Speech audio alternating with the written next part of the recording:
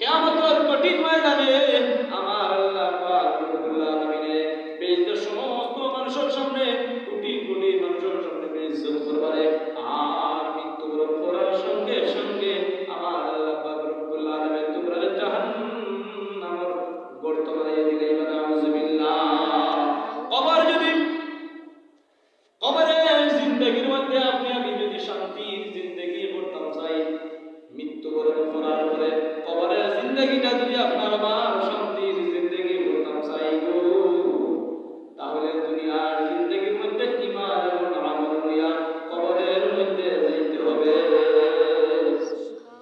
কোরআন কারীমের মধ্যে আমার আল্লাহ পাক রব্বুল আলামিন বলেন, ও দুনিয়ার ইমানদার মুমিন বান্দারা, পৃথিবীর মধ্যে যা কিছু আছে, যত জিনিসের মধ্যে প্রাণ আছে, জান আছে, প্রাণ আছে, মানুষের মধ্যে প্রাণ আছে, গরুর মধ্যে প্রাণ আছে, ছাগলের মধ্যে প্রাণ আছে, উটের মধ্যে প্রাণ আছে, গাছের মধ্যে প্রাণ আছে, লতা পাতা যা কিছু দুনিয়ার জিন্দেগির মধ্যে আমার আল্লাহ পাঠাইছেন, সমস্ত কিছুর প্রাণ আছে রে।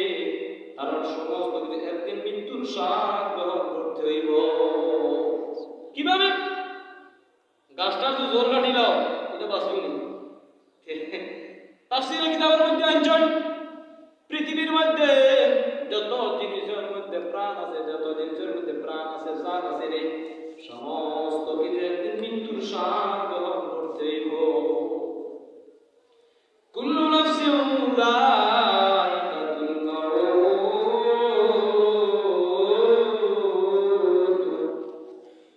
সুম্মা ইলাইনা তুরজাউন।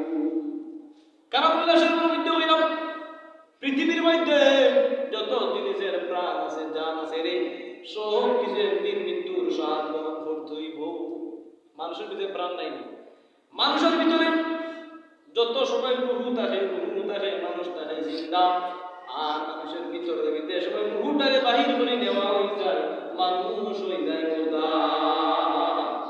সুরে শরীফে সাল্লাল্লাহু আলা মুহাম্মদ সাল্লাল্লাহু আলাইহি ওয়াসাল্লাম, সাল্লাল্লাহু আলা মুহাম্মদ সাল্লাল্লাহু আলাইহি ওয়াসাল্লাম। গভীর মনোযোগ, বৃদ্ধ বাবারা, পর্দার আড়ালে অত্যন্ত শ্রদ্ধা মা বোনেরা, লক্ষ্য করে শুনো গো, বাবা করে বুঝো।